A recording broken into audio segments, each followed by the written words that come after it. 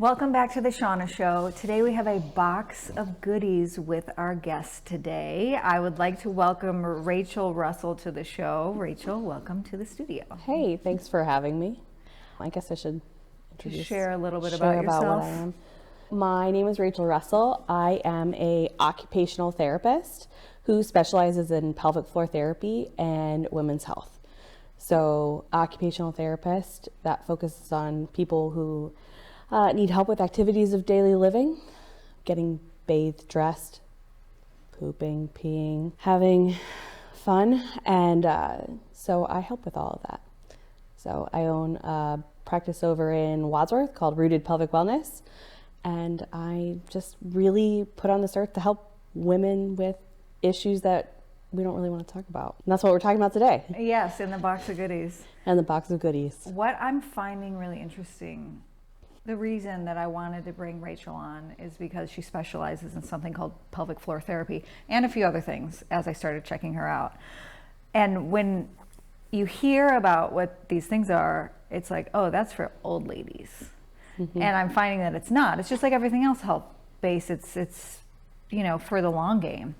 So I'm really interested to get into that. I mean, bone structure, how the pelvic bone is important really fascinates me. Obviously, all things pelvic floor therapy, I don't know much about it, so I'm going to go in blind because I think most people don't know much about it. Right. But I'd love to talk about, I mean, so many things.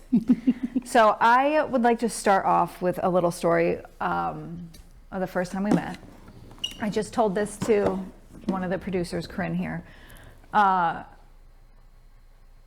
We met and you had something, I think you had your pelvis, and we got on the topic of peeing in the shower, and I said it always felt weird, and you said you probably don't want to pee standing in the shower, specifically if you have bladder issues, and I felt so validated. But I think a lot of people would be surprised for that. And then somebody just ran to the restroom before we started recording, and it came up that you don't want to just in case pee. Always. Which also felt really weird to me. So the concept behind that is with the just in case peeing, and we start it really young when you're potty training kids too, because we gotta pee. So like your mom, when she was potty training you, was like, hey, you were leaving, go potty before we get in the car. So she's already teaching you to like, oh, well, before I leave and get in the car, I should go empty my bladder, except for the fact that what if your bladder isn't full? So you're naturally born. Oh, excuse me. Yeah. Let's bring the bladder out. Yeah, your bladder naturally has a line, okay? So when you fill up with urine, it sends a signal to your brain, and your brain to tell your brain like, oh, it's time to move to go to the bathroom. Well, if you just in case pee, over time that line will drop. So say like, oh, we're gonna go to this, like I'm gonna go out for a hike and I don't know where there's a bathroom. I just peed like 30 minutes ago, but I'm really nervous. I don't want to pee on the have to pee.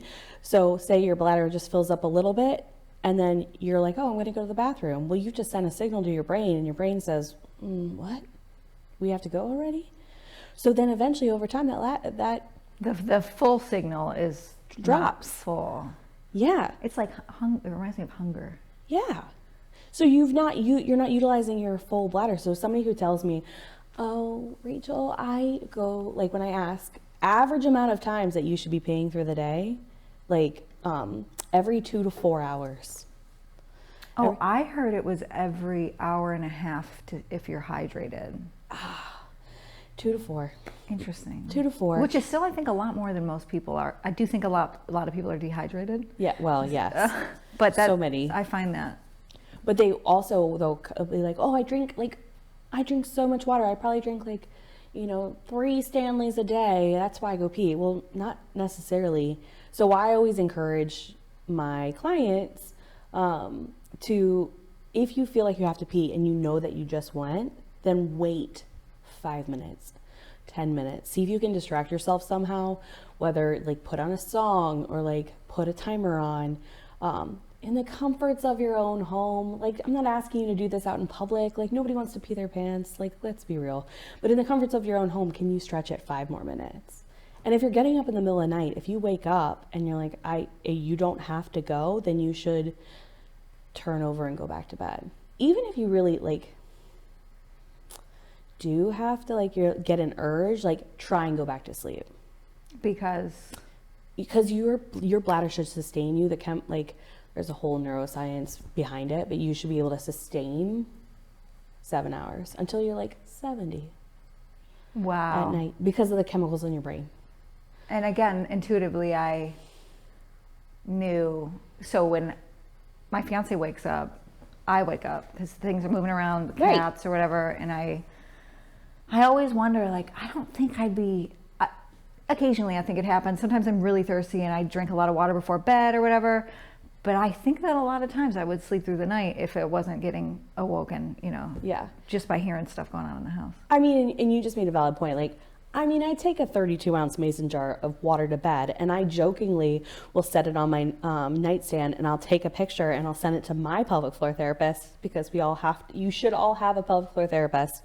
And so I send it to her, and I'm like, how many times do you think I'm getting up tonight? Because I know that if I'm drinking 32 ounces of water before bed or during the night, I'm probably getting up. But yeah. Yes, so you heard it here first. No just in case peeing as much as possible. I understand that life is life. And peeing in the shower, I assume does the same thing? Well, so yes. So what you're doing there is, if you are peeing in the shower, which is normal, a lot of people do it. I will squat. Okay. That's not terrible. Because it feels weird to me to just be standing. Yeah, sometimes I'll go full like all the way down. So, but same kind of concept. But what you're doing there is, if you don't, it's like the just in case peeing. So if you just went to the bathroom before you got in the shower, and then you're standing in the shower and you're like, oh, I gotta pee, like, you're creating that. You're also creating a neurological connection to peeing in water. Yeah, I wonder about that with like my older women friends. They're always like, the second I hear the shower, I gotta pee. So same type of concept.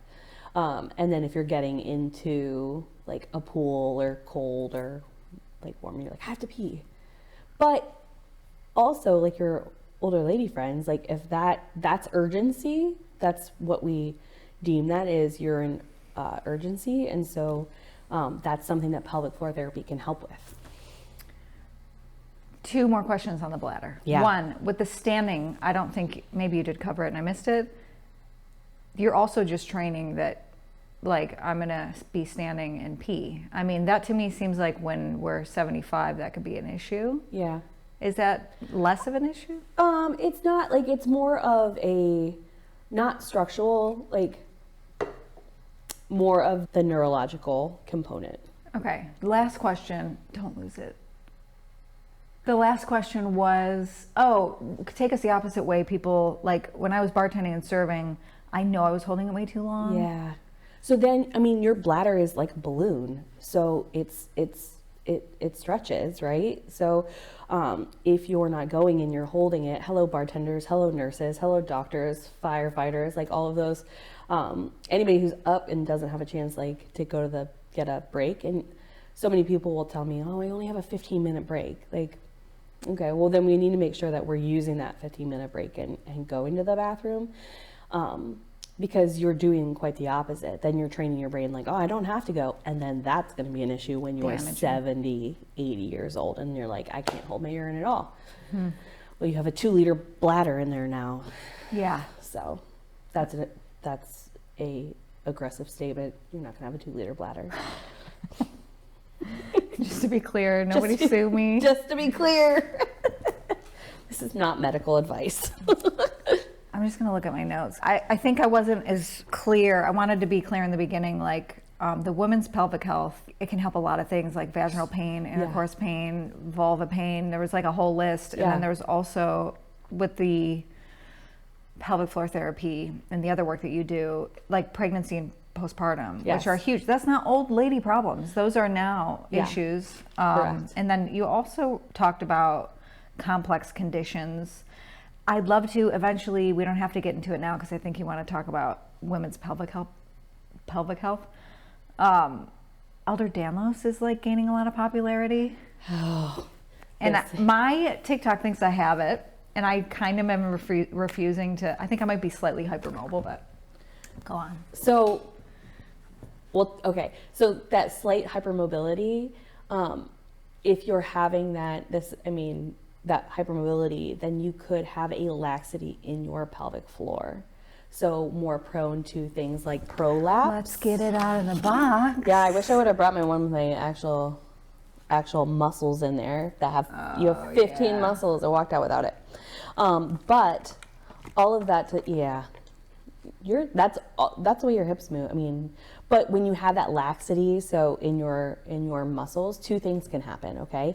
Looseness, yes. So then structurally what happens is you've got your bladder, your uterus, and your rectum, and then that laxity can cause bladder to kind of push into the vaginal canal, or the rectum to push into the vaginal canal, and that's what's considered a prolapse.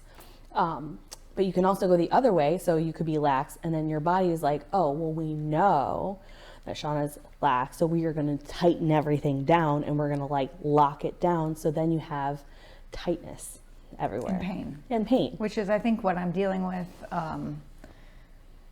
I can't stretch out the pain. Yeah. And so to me that shows, correct me if I'm wrong, and obviously you don't know my body. Correct. But assuming that I'm slightly hypermobile, I've done a lot of my own sort of sifting through the information, and I think what's going on, because I have pain in my lower back.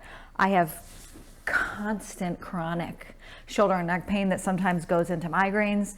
The scapula, yes, I hang wallpaper. Yes, I'm physically active.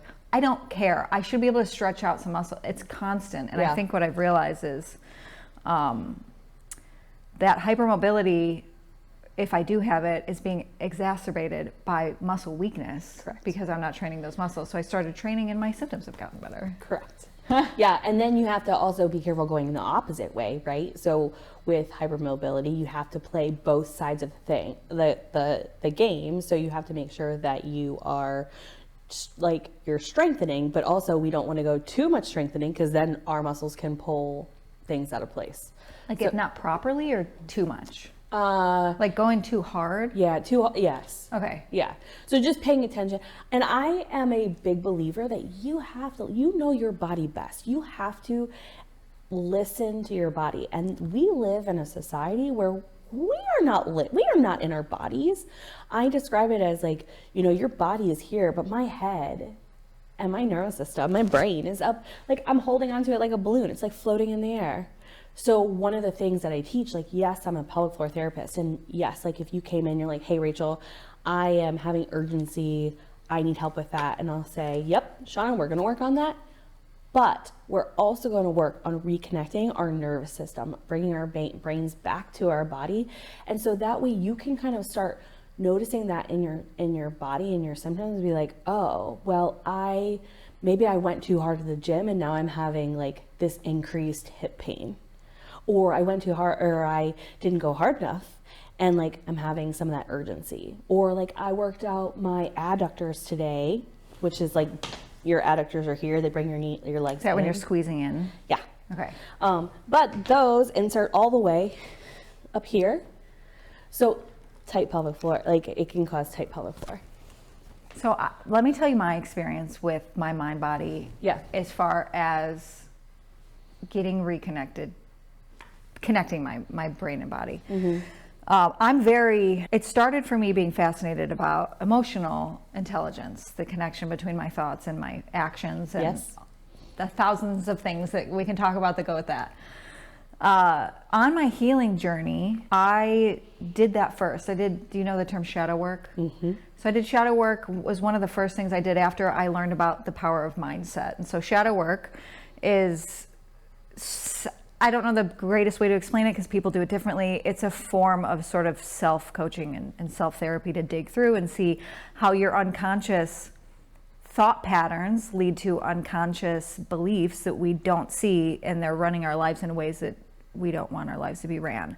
It's fascinating, and it changed my life. And after I did the shadow work, I changed my diet around, and I had to do a bunch of like mind-body connection emotional stuff with diet because I was a binge eater, and so it was important that I figure out why I was binge eating, process those emotions.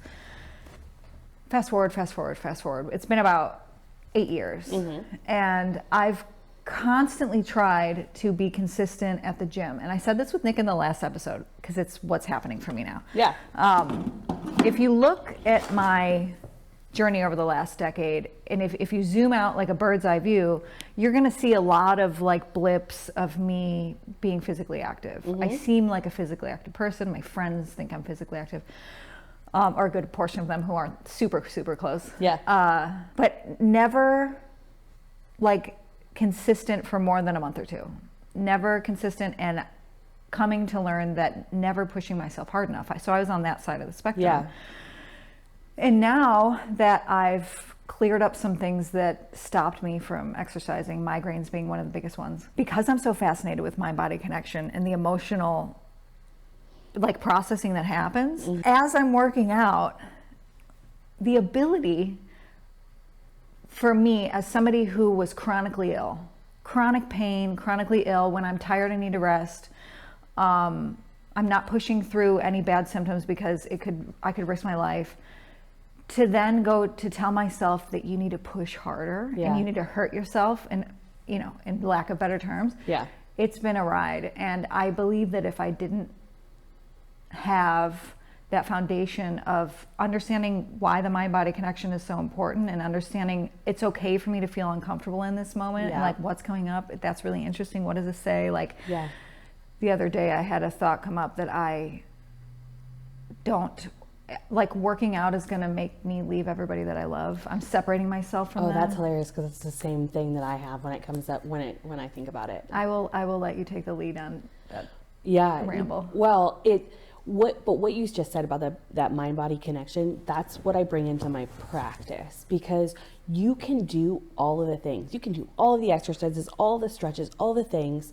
If like somebody who needs like dilator work, who has vaginismus, and we're like, you could do all of that. But if you don't bring your mind into it and listen to your body, you're not going to make those changes stick. So let me interrupt. Yeah. When you say bring your mind into it and listen to your body, are you saying to be aware?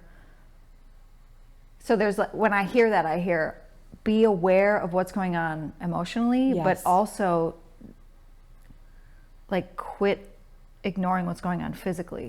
So that gets a little convoluted to me. So, well, it is convoluted, and that's the hard thing. Sometimes I think that like you had to tease all of that out, but like if you were laying on my table or like sitting here like in my office like chatting with me, and like we're going through like your needs and what you want to accomplish, one of the first things we'll do is nervous system work. So you'll I will walk you through a vagus eye nerve stretch. We'll teach you me and my spirit guides, my angels, who's ever helping me, help me. Teach you like the breath work, and it's not just like breathe in and out, like different calm down strategies that are going to work for you and your toolbox, because that's ultimately what I want to help you with. I want you to walk out of my office with a toolbox full of things that you can implement in your daily life. That is exactly when I was teaching, I didn't know what to call it at the time. I would lead these somatic sessions and I would teach people. That was tough because if you're into it, somatic sessions a lot of time are movement sessions. Mine was not. Mine was internal movement. So I would teach people how to like read the pressure and the temperature and all of these things. Oh, your interoception system? And your eighth sensory system that we don't know? Yes, which I just heard that term for the first time. So I was just trying to like name these things myself, and I was saying this for a reason. I think until that happens, no other work can be done. Correct.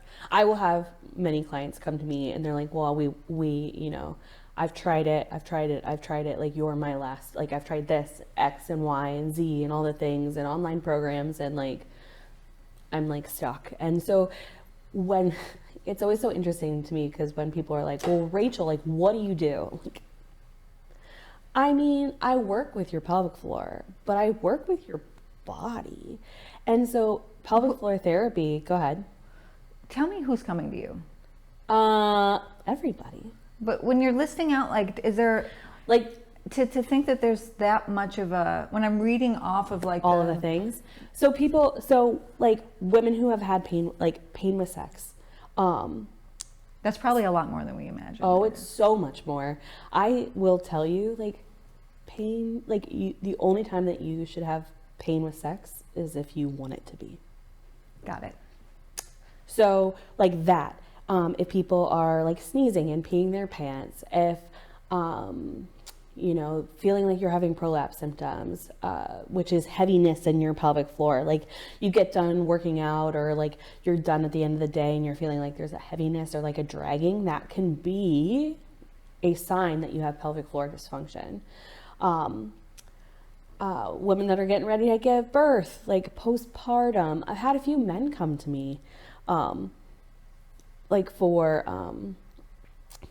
premature ejaculation. Men have a pelvic floor. Yeah, Okay. Men have a pelvic floor. That is, Oh, my kind of word. blew my mind a little, but obviously there's no sex organs here. No, that's a female pelvis, but like men have a pelvic floor. This is called a pelvic bowl.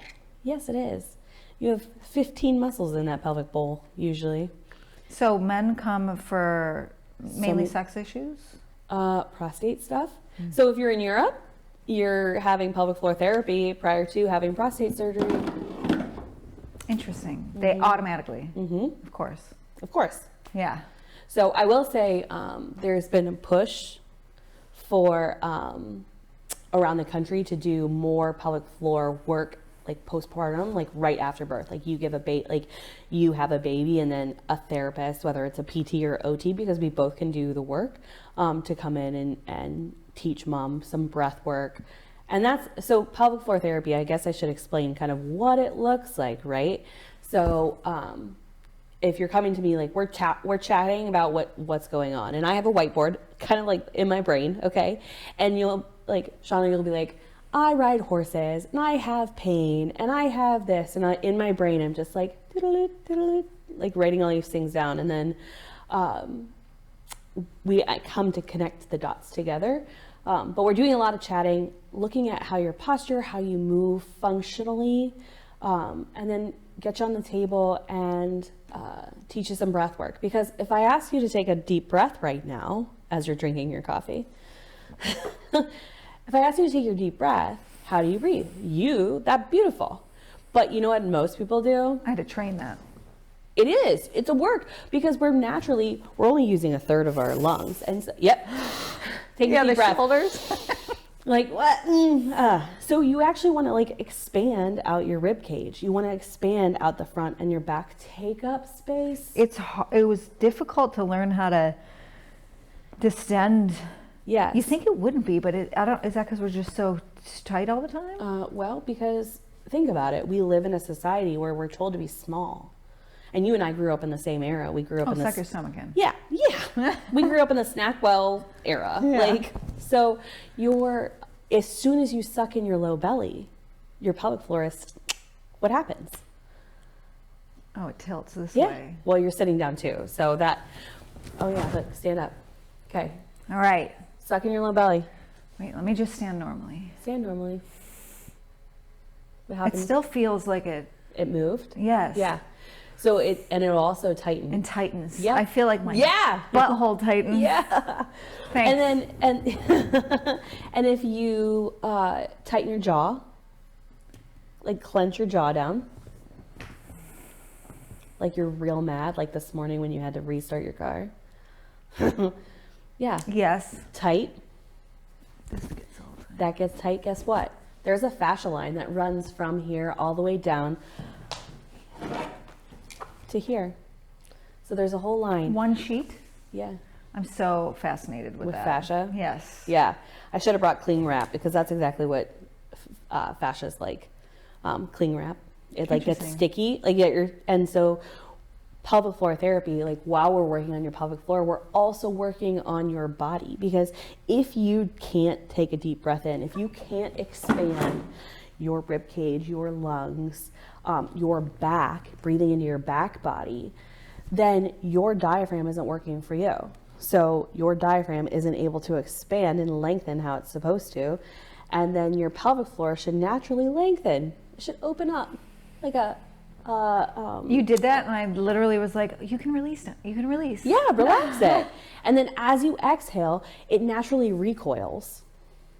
So you naturally have a piston in your body, out and in. If you think of yourself, like, it's called 360 breath, but if you take a breath in, like, everything should expand, your pelvic floor, and then as you exhale, everything should, like, come back up, lift back up, recoil.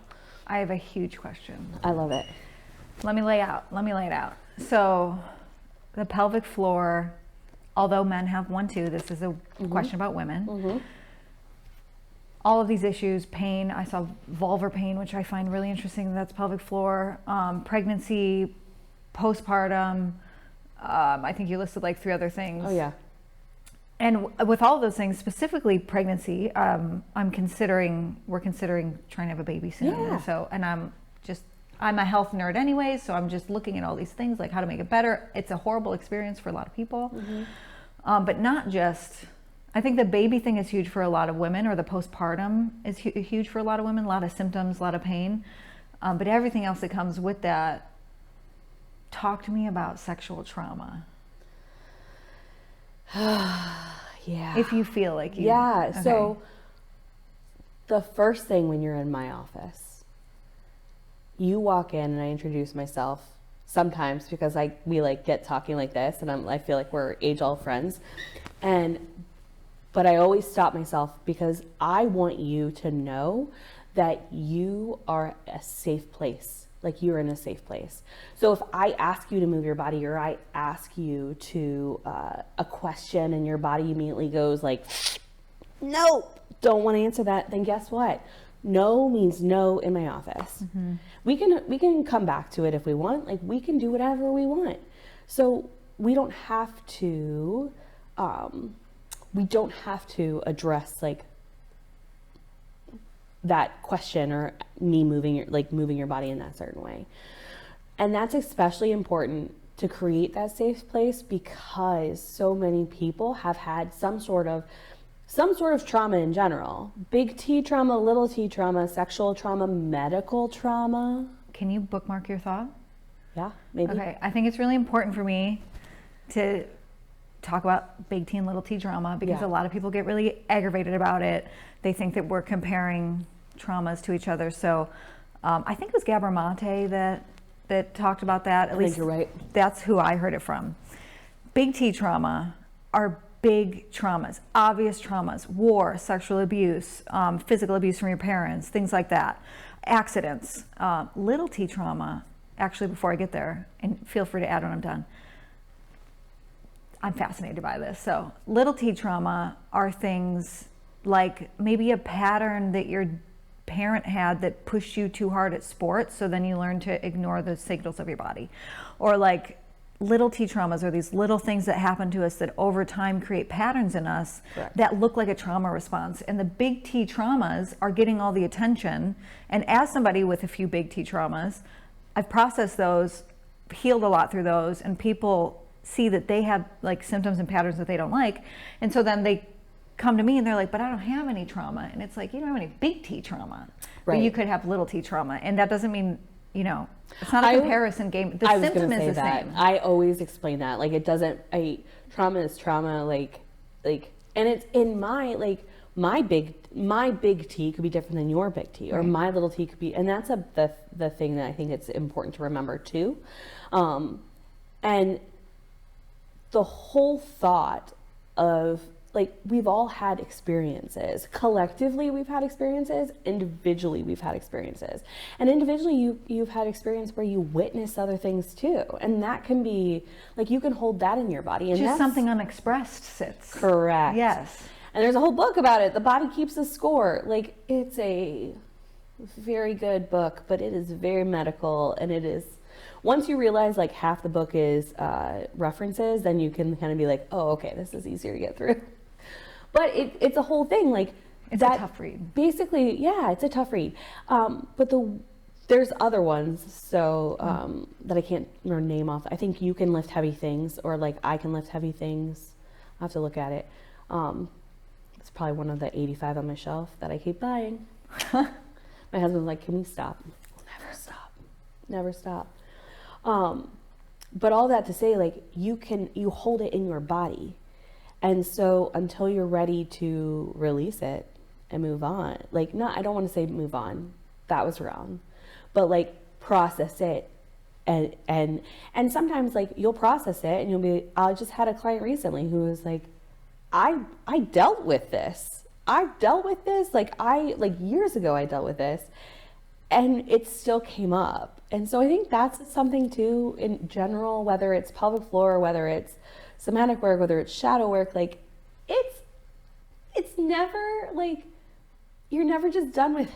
Right, so see, I thought I healed that. Yeah. You're like, oh, there's a whole other like chapter I didn't know. So yeah, but back to your original question, my goal is to create that safe place. And like I said, so sometimes with trauma, our bodies will lock down our body, and that's where like vaginismus comes up. And basically what vaginismus is just a very overly tight pelvic floor. So like what that might look like is difficulty inserting a tampon, difficulty at your GYN eval or assessments, being able to use a speculum, Sexual difficulty. Yeah, pain sacs, all of that. I had that and didn't realize I had it until I worked to relax, and then when it was during sex this would happen, and then I was working through some trauma, and I remember the first time it happened I relaxed, and it was simple,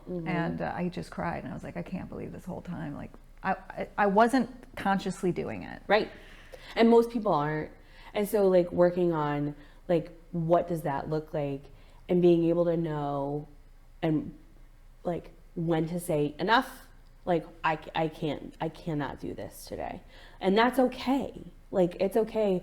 Like, there's so many other things because with pelvic floor therapy, there can be an internal component. And basically the way I describe it is to my clients is, it's essentially just another lens into what's going on with your body. So, it helps us, it gives biofeedback for you, knowing if your pelvic floor is lengthening and lifting. It's kind of like we release tight muscles. But all that to say, we don't have to do it. Like there's other things that we can do. Internal work. Getting in there? Yeah, getting in there. Okay. You don't have to have internal work to have a successful pelvic floor therapy appointment. And some people, like what you'll read on the internet is like, oh, you need to do this in order to heal. Like, no, you don't. They don't. Would you say that if somebody felt safe enough, because obviously I think a lot of times it's going to be a safety thing, is that quicker? Is it preferred, or is it just a different way? That's a really good question, and I don't think there's a perfect answer for that, because I think that every single client that walks in my office has a different need, and so every single person is going to get an individualized response. So yeah, there might be times where doing that internal work, like you're seeing better, faster results, but there's also times where just some other simple shift. Yeah. How many are there pelvic floor therapists that try to push? Oh, I don't know. Okay. I don't know. And I think we all do. I'm not trying to talk any crap. if somebody's looking for a good therapist, is that something to be aware of? How to find a good, well, so if you're looking for a good pelvic floor therapist, and most of the therapists that are out of network, private pay, not in a hospital system, if you have discovery calls, so you can call them and you can like essentially interview us. Like, I want to know, this is intimate work, so I want to know if we're going to be a good fit. Yeah. And trust me when I say, like, if you and I aren't going to be a good fit, we're not going to be a good fit, I'll find you a good fit. I have no problem. I have a slew of friends that are pelvic floor therapists in this area that I could be like, oh, well, you're a runner, you need to go see Lisa. You ride horseback, like, you need to go see Amy. Like, there's just so many different people. And I think that, like, being able to know who's out there. Yeah. But back to your question, like, do I think that someone who's going to do internal work, like a therapist who does internal work, you want to have that option. You want that. Okay. You want them to be able to be successful and feel confident in that. Yes. So that way, if I was calling and to find my own pelvic floor therapist, that would be one of the first questions I'd ask. Like, do you do internal work? What does that look like? And just knowing, so when you're looking for a therapist, just knowing yourself, knowing your boundaries, and putting those out there. Yeah, 1,000%. Okay. Got it. Because I understand different people believe, we approach healing differently, and some people are like, we got to get in there, we got to face it, we got to move through the discomfort. Other people are like slow, soft, gentle. Some people meet in the middle. So I definitely just wasn't trying to stir up any mud there. Yeah, no, you didn't stir up anything. I think it's a legit good question. Okay, cool. I want to dig in the box again. You said something about vulvar pain. Yeah. How is that from pelvic floor? Because you got muscles. Is it nerves? Could be. Could be muscular. Let's put that one there. Could be muscle. So many different things. Do you know you can dry needle a pelvic floor? Where? Like here. No. Oh yeah. So like if like these muscles go up, like they go up deep, so you can learn here, like in the I don't have a rectum on here, but like there's a perineum right here. You can go into the perineum. Painful? It's just different. So you really have to have a good so I can do it. Yeah. And I've had it done, and it's like dry needling anywhere else. So maybe that initial.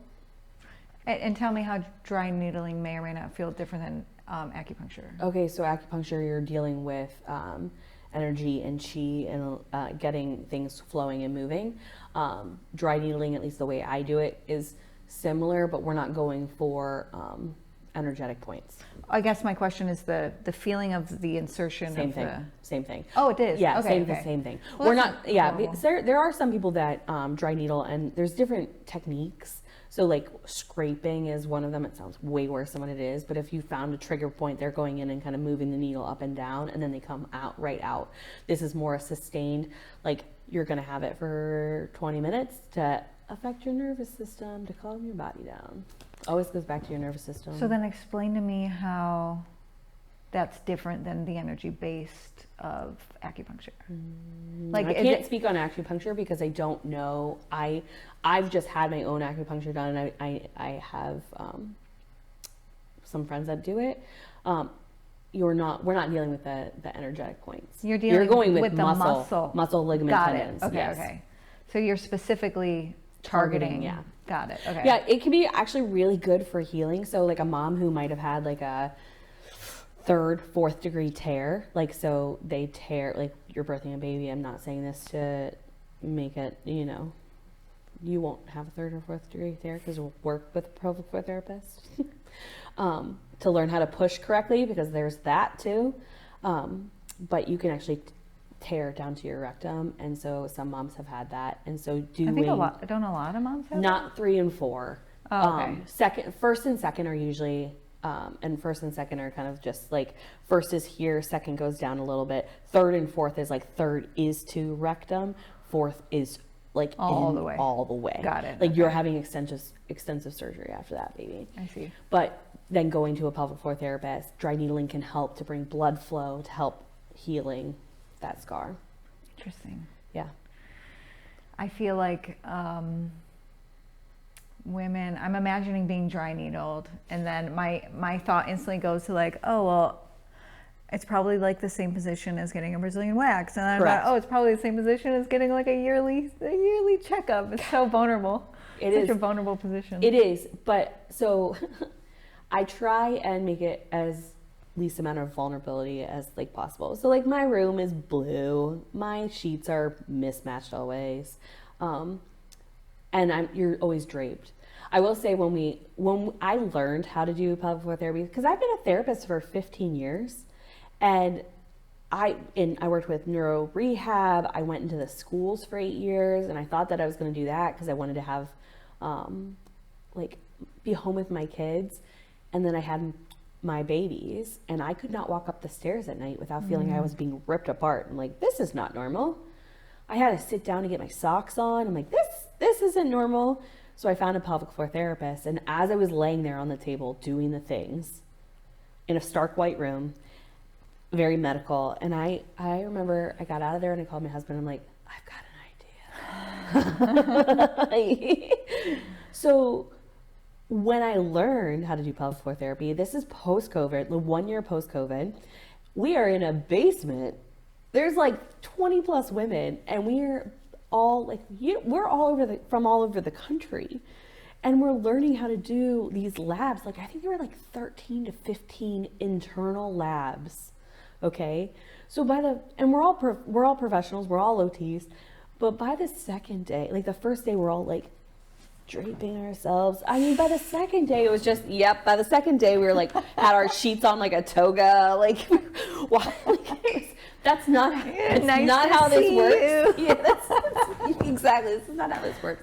Even my one friend, when we were doing, we did a satellite lab at the same course. She goes and she puts her headlamp on. I'm like, what are you doing with that? She's like, well, I can't see in here. It's too dark. I'm like, you put a headlamp on with your clients? She's like, yeah. I'm not putting a headlamp on with you. No, I don't need to see that close. So, yeah. I do feel like if you have a good person in the room with you, no matter what, if you're in a position like that, it lifts pretty quickly. Correct. That's my whole goal. Yeah. I feel like you have great energy for that. Oh, thanks. I had another question and slid it away. I laughed too hard and it went away. Oh, so we have about 15 minutes left. Yeah. I'm going to switch it, and maybe you have nothing to say about this. I'm not really sure. Yeah. But as I'm learning about, birthing and pregnancy, and I myself am somebody who, I'm a bit of a contrarian. Like if I search for things that are more natural and other people don't like, and a lot of times I'm pretty good at like filtering through things that have been happening for a long time versus like trendy things. Mm-hmm. Does that make sense? Yes. And something that I found when we're talking about birthing is, and I don't know that if this is the technical term or not, but it's called orgasmic birth. And it's about like birth can be pleasurable. Yeah. Have you heard of that? Yes. And what are your thoughts? I don't know a lot of research about it. I have heard of it. I've also heard that like bringing yourself to orgasm during birth, it's a natural pain reduction. So like it can help if you're planning on doing like a natural birth without an epidural. Like that would be a very good way to help you give birth with a little bit of pain reduction. This is during the birthing process? Yes. Okay. Now I will say, like during both of my births, I couldn't imagine doing that because it was like that was my first thought. That was literally like not my first. Pain. I'm in pain. But yeah, there's some good books and good podcasts. I can circle back to you about it. Yeah. And not that I, as far as having that expectation, I don't have that, but I think it's interesting to question the story that birth has to be painful or as painful as it is. So as you were speaking, that's exactly what I was thinking, is like we do fear-monger a lot because, I mean, if you are a negative comment, a negative experience is going to be louder spoken than necessarily a positive one. Mm. And so, and it can be very healing for moms who have had a traumatic birth to speak on that birth. And I think sometimes Oh, they to don't be seen. and be seen. And I think sometimes they don't even know that that's what they're doing when they're like, "Oh, I just want to tell you my birth story." And I mean, I love that. I've always like I had a natural birth, and I also had a traumatic C-section. Now, if you were sitting here pregnant, I'm not telling you my C-section story. I'll tell you that beautiful natural birth. I'll tell you how I pushed, like, I don't know, less than 10 minutes. I watched her come out. I watched my husband strong arm that resident out of the way. It was the most romantic thing he's ever done. Husband. And caught my baby. He was like, "That's my baby." But I won't tell you my traumatic birth story. Was the second, or was that first story your second birth after you knew more information? No. Interesting. No, my traumatic was my second one. So I agree that people need to be seen in their pain. I think that's really good. I think groups for that is really good. And as you're talking, I'm also thinking about how a beautiful birth story, I could imagine just in the way that when I'm sharing my own healing story, and it's like, get out of here with your beautiful birth story, you know? It's not quite as received. Yeah, sometimes. I mean, like, I think, but who is receiving it? Because sometimes it took me a lot of personal work after having a traumatic birth to accept and receive that, like, how cool is it that you just had that beautiful birth? And to appreciate it. And appreciate it, because I'm sitting here like my last birth was traumatic. I don't have a redemption story, but so it took me a little bit of time healing, if you will, after that. But now give me all your birth stories. I want to know all the good, the bad, the ugly, all of it. But I think that, again, back to your original statement, like, it doesn't have to be like painful and scary. We make birth to be scary, and I think there's a lot of information out there, a lot of good information, a lot of misinformation. But pelvic floor therapy, seeing someone during your pregnancy, can be helpful to learn, like, you don't have to necessarily birth on your back. You can, you don't have to necessarily have an epidural. You're allowed, like here are ways to move to help open your pelvic inlet so that way that baby comes out. Like, and pushing, we don't purple push anymore. That's so old school. You're not pushing your baby out, you're lengthening your baby out. So working on that coordination, being able to lengthen your pelvic floor, to be able to open wide, because a lot of first-time moms will have that, like, painful birth with their tearing, because they think that they have to bear, like, you're in pain, so you're bearing down, but then you're just hitting a wall.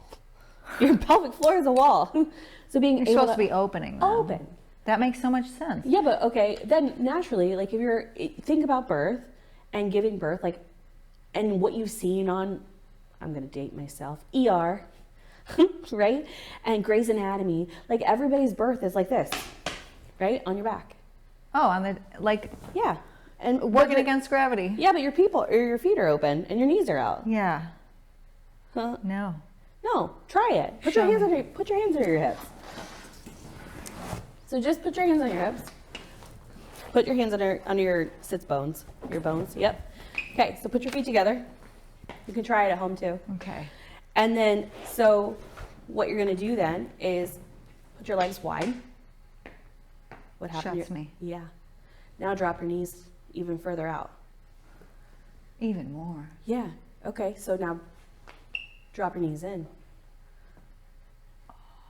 Wide open. Is that, Where's my pelvis? can you squat now? Yeah. Whoa, that's nuts. So knees in. It's a lot. I Yeah. feel it a lot. Yeah. So basically what the concept is, you've got your legs. And they want you to, like, up to your fucking armpit, like, put your knees up there. Yeah. Show me again, I'm sorry. So the outlet, so if you put your knees together, closes. So knees together, hips wide, or feet wide. And that can help with painful sex too.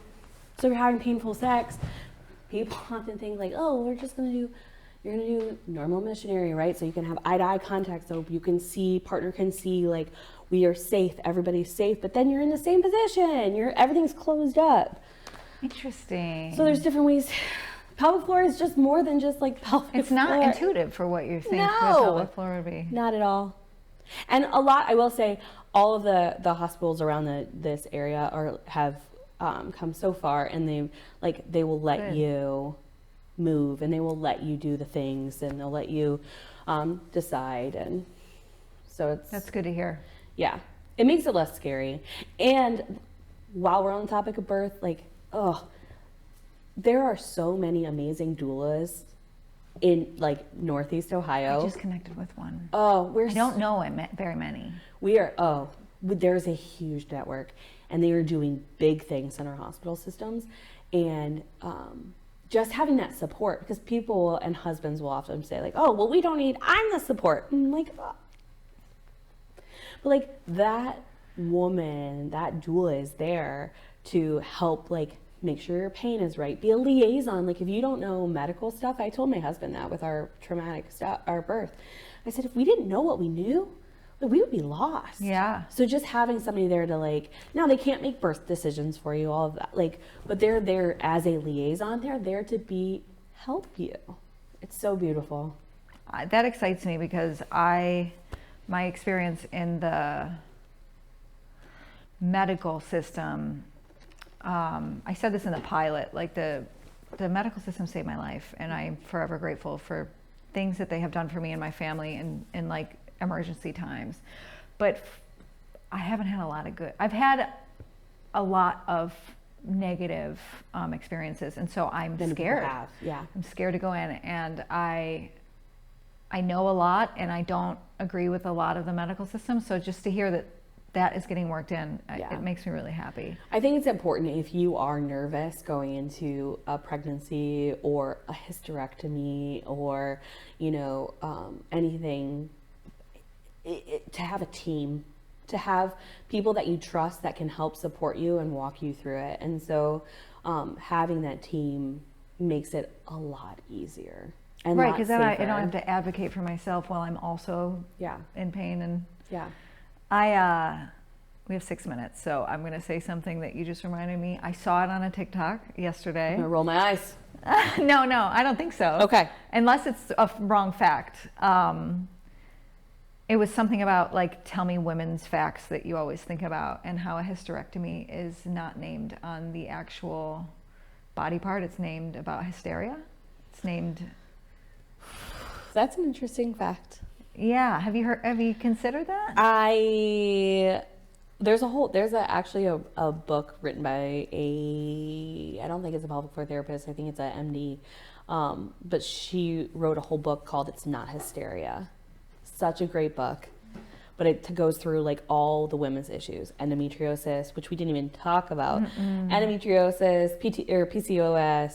Oh, PCOS. I know so many people that suffer with that. Yeah, hysterectomies. But no, that's a subject that I'll probably go down a huge wormhole now. Blew my mind a little bit that I never put that together. And I know that things can be antiquated and things we say, but still, it's just a little bit like... It's interesting. I mean, there are definitely times where it needs to be done, and like, I'll never... I'll never... Just the naming. Yeah, just the naming of it.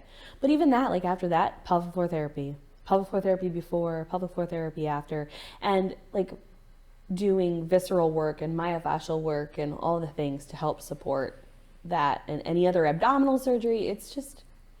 Could you just quickly, 4.5 minutes, and then I have a last question for you, but can you just quickly, for anybody who might not know what hysteria was like historically, just explain a little bit about why they... You mean how... I know enough to get in trouble. Like with my history. Go ahead. So how I understand it is that when women were being emotional, they diagnosed them with hysteria, and one of the ways to, at least this might be like pop history, but one of the ways to cure hysteria was to go into the doctor and they would make you orgasm. But it wasn't, the point is that they thought that our emotions were coming from our uterus, not our fucking lives and our brains and all of these things. And so, and a hysterectomy, which is the removal of your uterus, and is it all of it? Depends. Okay, a hysterectomy where they You can have a partial or a complete. Yes, the removal of your uterus is named after the diagnosis of hysteria, which they used to put women.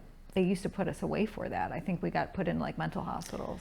Well, I think you also have to remember. I mean, it's crazy. It's crazy to think Just about that. Just because we were emotional. Yeah. But listen, I hate to interrupt this, but I really want to ask you this last question. Last question. If you don't know about hysteria, like, just go look it up. My facts are probably a little wrong. Filtered through social media. Yes. So if you were speaking to, I know I have a lot of mom friends. I'm one of the few left that hasn't had kids at this point. Mm-hmm. So I know I have a lot of friends who are mothers, and they have a lot of issues. Yeah. And I'm wondering if we're talking about moms, Mm-hmm. what are one or two of the biggest issues you see that they think they have to live with Peeing when they sneeze. and they don't have to live with? Peeing when they sneeze, or jumping on a trampoline with their kid, or jumping a rope. They feel like they'll never be able to do that again because they're always going to pee. That's not normal. Oh, the constant peeing. Yeah, the constant peeing, common but not normal. That's Okay. a pelvic floor dysfunction. Doesn't have to be normal. Doesn't have to be normal. Pain with sex, not normal. Feeling like you have a dragging sensation. You will have shifting, right? Because especially if you have a vaginal birth, like things change. But like increased heaviness, having to like maybe not be able to like insert a tampon correctly, or any more after birth, like pain, not normal. Okay. Low back pain, that won't quit. Has anybody checked to see if your abs have closed back up? Like that's not normal. Like if you're carrying your kid and you're constantly like, oh my God, my low back hurts. That's not normal. So Hip pain. chronic pain. Yeah, hip pain. And hip pain that like you've tried a chiropractor, you've tried PT, you've tried working out, you've like taken a break, all of that, but you're still having it. Try a pelvic floor therapist. I love that because I feel that I don't know how old you are, but most of my friends were in their 30s, late 30s, early 40s. I don't think we have to be in chronic pain. I do think it's common, not, what did you say? Common, not normal. Not normal. Yeah. Cool. Yeah. And you don't have to, I think another common misconception, like, while I work with a lot of pregnant postpartum women, like you don't have to have a baby to have a pelvic floor dysfunction. Good to know. You could be you could be a CrossFitter, or, just lifting heavy, or not doing any of it. Or And just trauma. just trauma. Sounds like. It's not just trauma. Right. Okay. Never just trauma. We're 20 seconds away. So Okay. why don't you just, if people want to talk to you more, let them know where to find you. Yeah, so if you want to find me more, you can find me on social media, either on Instagram or Facebook under Rooted Pelvic Wellness. You can also find me, I'm located in Wadsworth. You can shoot me an email. There's my phone numbers on there. You can Google me. We didn't even get to all the. No. Is this the thing for the Dilator. Yeah. Mm-hmm. Yeah, but this is cool. So that, Thank pull that you. back out. Thanks. This is a dilator too? Nope, that's a pelvic one.